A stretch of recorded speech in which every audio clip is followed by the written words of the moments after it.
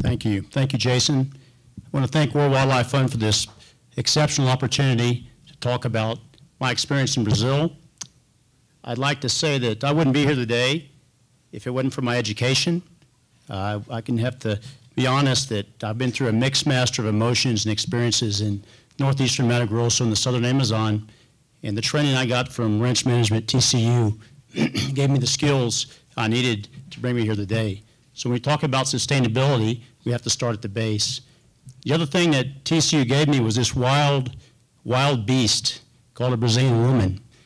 And she happened to, well, I like a bull, I jumped the fence and went south and moved down to Brazil. And I met another wild beast. I'm looking at one right here called a gaucho. And I think that that's kind of like my title, which you're probably a little bit confused about. America to us in Brazil also means South America. And I think we're looking at sustainability worldwide. We have to work together. And before I get started, I'd like to give you a little bit of background. What's not sustainable is air traffic. I've been traveling for 2 days trying to get here. But I'm from South Texas, central South Texas, San Antonio. There's towns there called Fredericksburg, New Braunfels, Luckenbach. And I plopped myself down in an airplane in the frontier region in northeastern Mato Grosso 15 years ago. And I saw towns like Agua Boa, Canadana, Cadencia with the same gene pool as the guys I know and knew where I'm from. They came in the same ships in 1850, and they came to the New World seeking a new life. They had the same last names. There's a welder in Texas that works for my brother in Castroville, and his name is Arndt. The guy that built my turbine hydroelectric dam at our ranch is named Arndt. I put the two together, and by God, they're related. So when we talk about sustainability, if we don't work together, it's not going to work, and we have to have an even playing field, excuse me. And there's a story to be told in this picture I took 10 years ago. It's a dichotomy. It depends on what side of the fence you're on. If you're a rancher or you're a frontiersman, that forest represents, like it did for us, manifest destiny.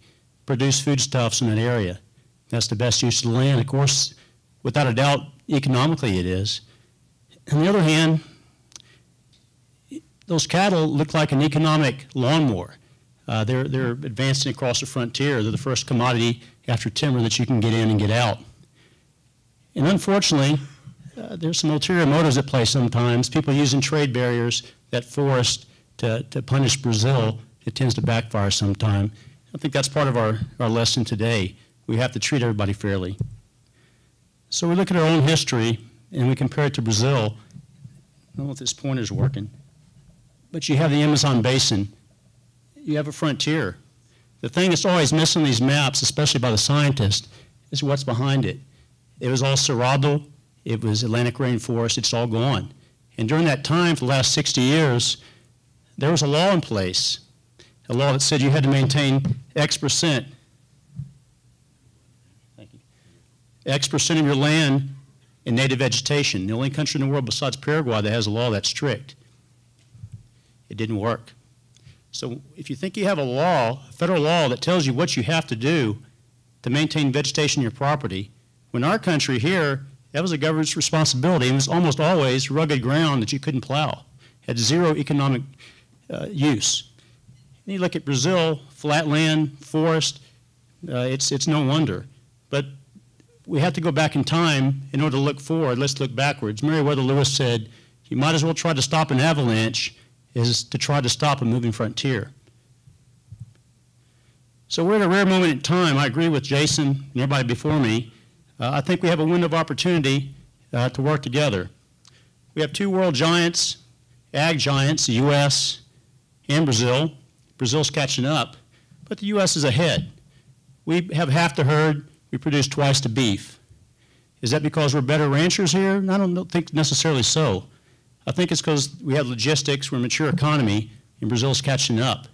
And the fact is, America, ranchers are leading the way, as they are in Australia, New Zealand, and other places. And I have a positive message, I think, for you here today. We look back in time at the Dust Bowl, half the soil went to California, but it's back in production. You look at Brazil today, you have the last 60, 70 years increasing stocking rates. Those numbers that Jason was talking about Beef production is going up kilos per hectare. It's happening right now, even when they still have a frontier going on. So they are intensifying. The challenge is, how do we do in 10 years what took us 100 years here to do? How do we do it? How do we bring the means to the table to keep the stuff standing? We have to fight fire with fire. It needs economic incentives. What are the hurdles? So for me down in Brazil, the hurdles are logistics. Everybody says today, you've got to intensify. Well, by God, how do you intensify a frontier when you have a road? You can't get lime there. I bought last week that's 4 times more expensive because of freight than FOB the source. But it makes sense. You have to have governance. Well, that kind of goes against the frontier, doesn't it? Corruption, don't talk to me about that. And what I hate the most is the law of gravity. Everything comes downhill to our plates, to the producer, because we're independent, we're stubborn, we don't work together, and the cost we always have to carry. So what do we want to gain? Do we want to pick up the scraps after the frontier has gone through? 25 million buffalo are dead, or do we want to try to save something that's valuable today?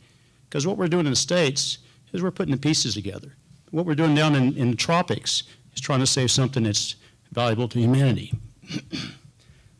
So to most people don't understand Brazil, for instance, and the law, but that's a piece of property, that square rectangle.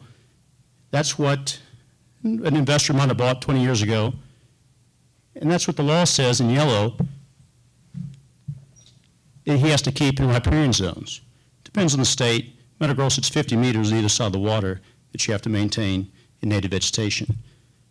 And you also have to keep a forest reserve. Today it's 80% of your land you have to maintain in forest. It used to be 50. Sorrel used to be 20, now it's 35. So you can only work on less than 20% of your property to maintain 100% of it. And the funny thing is, this cleared area is worth 4 times more than the standing forest behind it. So it's not beef that's tearing down the forest, it's the soil that's worth more than the stuff on top of it. It's that simple.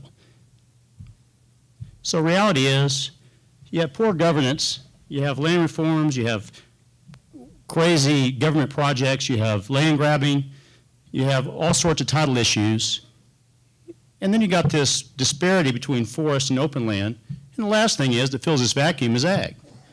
Ag's not number 1 on the list.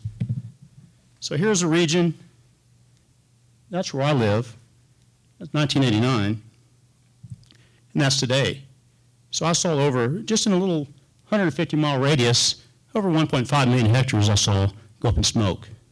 At the same time, here's our ranch, forest, and here it is now. It greened up. Like a dumb American, I came into compliance with the law. Everybody else tore everything down. So, but I do think that there's a symbol there. It's a case study of conservation in the raw. That's our sign.